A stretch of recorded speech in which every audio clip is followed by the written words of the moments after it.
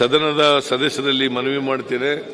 2025-26ನೇ ಆಯವ್ಯಯವನ್ನು ಸದನದ ಮುಂದೆ ಮಂಡಿಸಿದ್ದೇನೆ.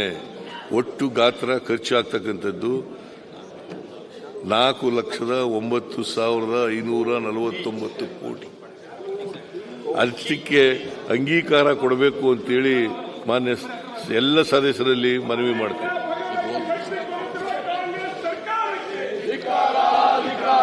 ಮಾನ್ಯ ಸಭಾಧ್ಯಕ್ಷರೇ, ದಿನಾಂಕ 31/3/2026 ಕೊನೆಗೊಳ್ಳುವ ಆರ್ಥಿಕ ವರ್ಷದಲ್ಲಿ ಬರುವ ಅಭಿಯಾಚನೆಗಳ ಕ್ರಮಾಂಕ 1ರಿಂದ 15 ಹಾಗೂ 17ರಿಂದ 28 ಇವುಗಳಿಗೆ ಸಂಬಂಧಿಸಿದಂತೆ ಕಂದಾಯವಾಗುವ ವೆಚ್ಚಗಳನ್ನು ಭರಿಸಲು ಸರ್ಕಾರಕ್ಕೆ ರಾಜಸ್ವ ಖಾತೆಯಲ್ಲಿ ಹಾಗೂ ಬಂಡವಾಳ ಖಾತೆಯಲ್ಲಿ ಬೇಡಿಕೆಗಳ ಪಟ್ಟಿಯಲ್ಲಿ ನಮೂದಿಸಿದ ಮೊಬಲಿಗೆಗೆ ಮೀರದ ಮೊತ್ತವನ್ನು ಈ ಸಭೆಯು ಮಂಜೂರು ಮಾಡಬೇಕಾಗಿ ಬೇಡಬೇಕೆಂದು ಕೋರುತ್ತೇನೆ.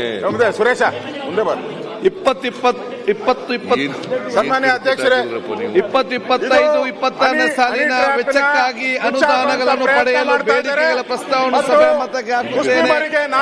ಪ್ರಸ್ತಾವ ಹೀಗಿದೆ: ದಿನಾಂಕ 31/3/2026ರಂದು ಕೊನೆಗೊಳ್ಳುವ ಆರ್ಥಿಕ ವರ್ಷದಲ್ಲಿ ಬರುವ ಅಭಿಯಾಚನೆಗಳ ಕ್ರಮಾಂಕ 1ರಿಂದ 15 ಹಾಗೂ 17ರಿಂದ 28 ಇವುಗಳಿಗೆ ಸಂಬಂಧಿಸಿದಂತೆ ಸಂದಾಯವಾಗುವ ವೆಚ್ಚಗಳನ್ನು ಭರಿಸಲು ಸರ್ಕಾರಕ್ಕೆ ರಾಜಸ್ವ ಖಾತೆಯಲ್ಲಿ ಹಾಗೂ ಬಂಡವಾಳ ಖಾತೆಯಲ್ಲಿ ಬೇಡಿಕೆಗಳ ಪಟ್ಟಿಯಲ್ಲಿ ನಮೂದಿಸಿದ ಮೊಬಲಿಗೆ ಮೀರಿದ ಮೊತ್ತವನ್ನು ಈ ಸಭೆಯು ಮಂಜೂರು ಮಾಡಿಸದೆ ಪ್ರಸ್ತಾವದ ಪರವಾಗಿರು ಹೌದು ಎಂದು ಸೂಚಿಸಬೇಕು.